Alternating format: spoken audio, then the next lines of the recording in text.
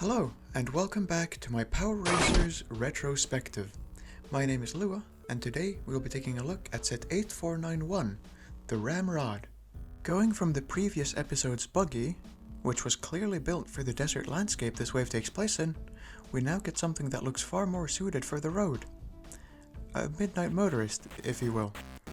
I think this was added as a way to bring some diversity to this wave, since the desert theming lends itself to a lot of buggies and off-road vehicles. That doesn't make the Ramrod a totally generic car though. As the name suggests, it does have some hot rod elements, such as the very exposed front wheels and engine, as well as the flame patterns. The Ramrod, yes I have 3 of them, is dressed up in the wonderful dark purple, making it stand out as the only Power Racer to feature the color at all. And all that purple comes from only these 3 pieces, all of which are unsurprisingly rare. Under the purple engine blocks, we see this conspicuous yellow brick. Continuing on the subject of colors, the Ramrod's dark purple helps complete this wave's impeccable color scheme. Yellow goes with purple, green goes with red, blue goes with orange. Kinda. We'll get there. It's simple color theory, and it simply works. Out of all the waves of Power Racers, I find that 2008 is the most visually striking, thanks to this simple yet effective color scheme. That, and these designs are just really clean and cohesive thanks to their most defining parts being shared across all sets. But I'm getting off topic. Moving on to the ramp, we see the smaller folded model attached to a few Technic bricks. Adorning these Technic bricks are a few barriers the Ramrod can crash through, hence its name. While it does look cool and I like the visual consistency between the ramp and the barriers, it should be noted that getting these black 6.6 long bars out of these snot bricks is impossible. Definitely a red mark against the set, despite how cool it is otherwise. I did own the box for this set and a few others at one point, but it seems I've since gotten rid of them. Fortunately, I have some very old footage showing it off that I'll play for you here. Unfortunately, old me didn't really show the back at all. One more thing I want to mention, particularly about the sticker sheets of this wave, is that they include a few extra stickers. A LEGO Racers sticker and a Power Racers sticker. This is where I get the logo I use for this series, even though I'm pretty sure it doesn't show up anywhere else whatsoever. Still, it's the only real logo for this sub-theme.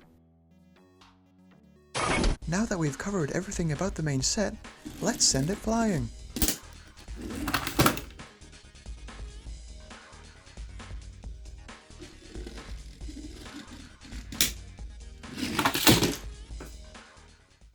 Moving on, we've got a combiner model to cover. Using just under 3/4 of the parts, we get what I'll call the Desert Rod.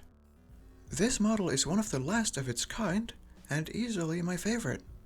With a color scheme just like that of the Desert Hopper, and using only the 6 big wheels between the 2 sets, this combiner has a visual cohesiveness that most could only dream of.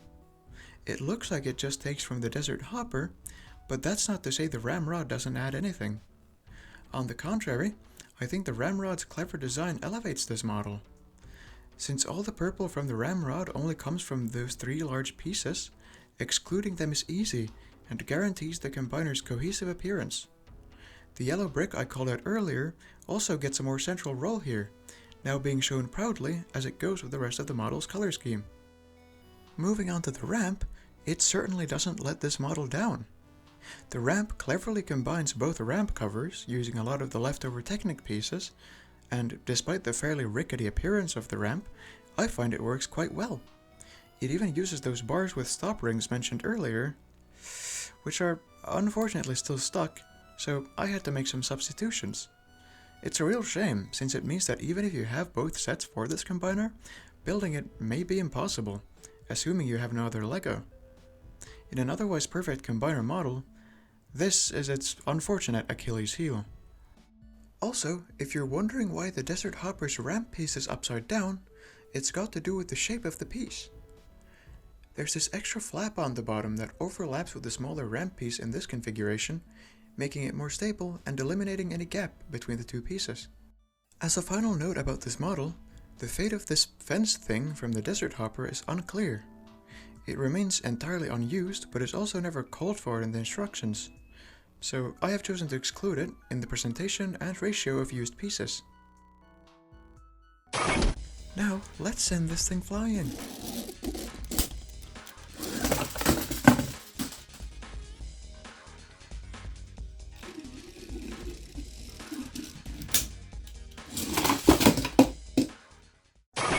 After making this video, I've come to appreciate the ramrod as a lot more than just the cool purple car of this wave.